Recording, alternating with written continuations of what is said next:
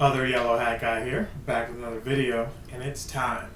Yes, it's actually past time. Normally I do these fresh when the movies come out, but occasionally I have life things coming up and I don't get a chance to say my piece, but nonetheless I did enjoy this movie, so I'm going to speak on it. Thunderbolts, with an asterisk. Are they calling it Thunderbolts with an asterisk? They're actually calling it something else now, but more on that later. Thunderbolts 2025. I don't know if there's another Thunderbolts movie that's unrelated to the series, but I digress. This movie was a breath of fresh air for the MCU. The Marvel Cinematic Universe, they say, has been stale since Endgame, and everyone always wants to say this movie is the best since Endgame. Really what they're saying is the bar was so high for Endgame, these other movies can't compare. That doesn't mean that they're bad movies. We reviewed Captain America, Brave New World. That was, it was okay. It wasn't bad. Ant-Man, Quantumania. Okay, I really enjoyed that one. Wasn't bad. Supposed to have Kang and the next Avengers movie. Probably not happening, at least not in title, but this is building up to a couple of other movies that we have on the horizon. We have Fantastic Four. I'll be sure to review that in July, and that's going to lead into a Spider-Man movie, and then eventually an Avengers Doomsday to be exact. So getting back on track on this, they had several characters that you could say they were B-listers or what have you that were going to be featured in this movie, and it's like, why? And they tell you why as it gets closer to the middle of the movie. So for those of you who don't know, you've got Black Widow, the sister character to the Scarlett Johansson character, who's the original who passed. There's a second Black Widow. Might be other widows, but there's at least a second one, a clone and what have you. Anyway, Florence Pugh plays this character, and she gives more story. There's more story to this movie, emotion. You actually feel and care about these characters. They're not just some makeshift Avengers, if you will. Or are they? But they have personality that you can kind of connect with, maybe not necessarily relate to or agree with, but they're fleshed out characters. They're not a means to an end.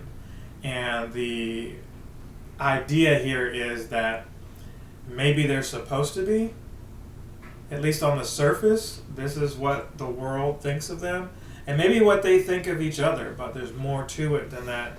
There's more to people than just hired guns, mercenaries, if you will. And that's what I took away from this movie.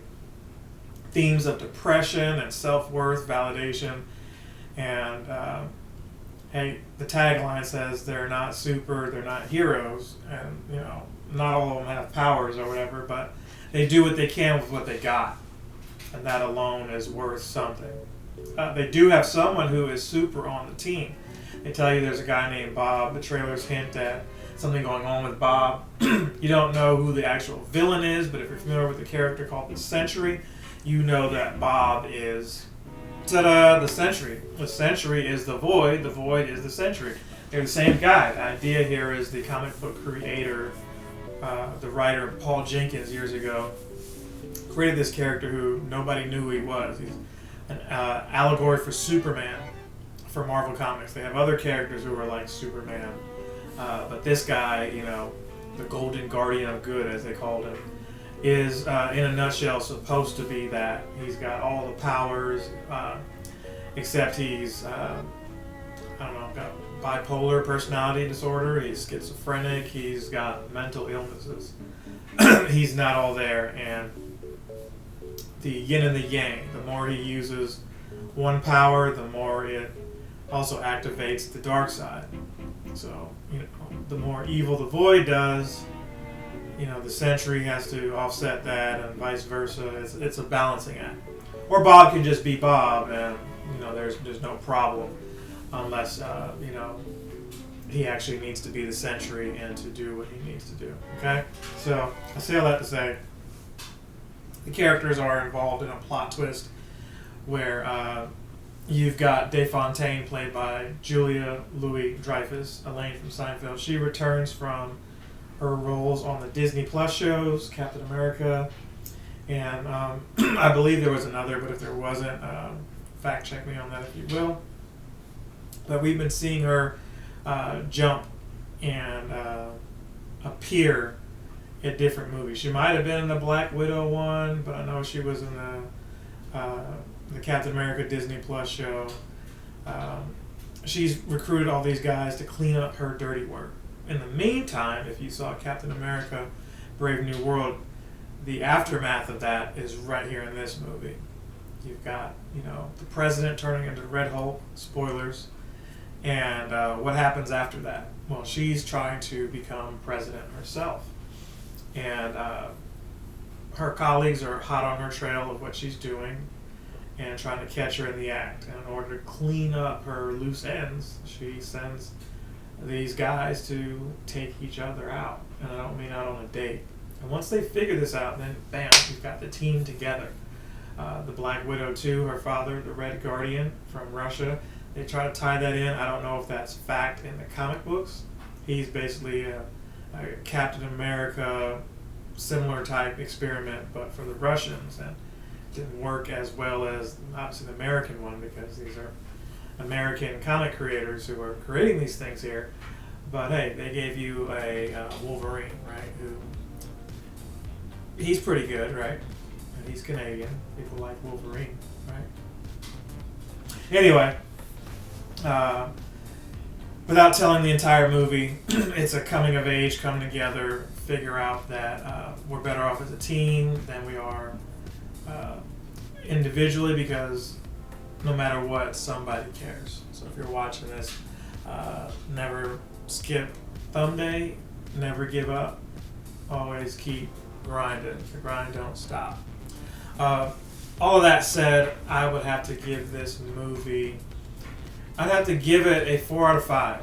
I feel like as a fan I could rank it higher, but if I were to look at it again, I'd still, and that 4 out of 5 is not a solid 4. It'd probably be like, you could pump it up to 4.3, 4.4, 4.4 out of 5. But I really enjoyed this. This one I would watch again. I will watch again at some point. The after credits set a record where it was like a 2-minute, 30-second credit showing you what you should be looking forward to in the next Marvel movie. I think there was 2 after credit scenes. There was one and then the longer one, which foreshadows some other events. So my phone is ringing, so I probably need to answer that. But yeah, as professional as I can be, I hope to see you again soon. But if I don't, good afternoon, good evening, good night. The Yellow Hat Guy is out. Hey, how are you? I'm Captain Sensation. I'm on Twitch and YouTube. Enjoy my creations. Movie reviews, let's plays, they're amazing. Stay tuned for more. I'm Captain Sensation. Sympathy for Pokemon and Atari. Wait, here's more funny Mario Party. Games that are chores and some that are gnarly. Fun with Gen X, Virgin Rose, and Kari. Woo! There we go, y'all. Been waiting to do that for a little bit. But hey, see y'all on the next one.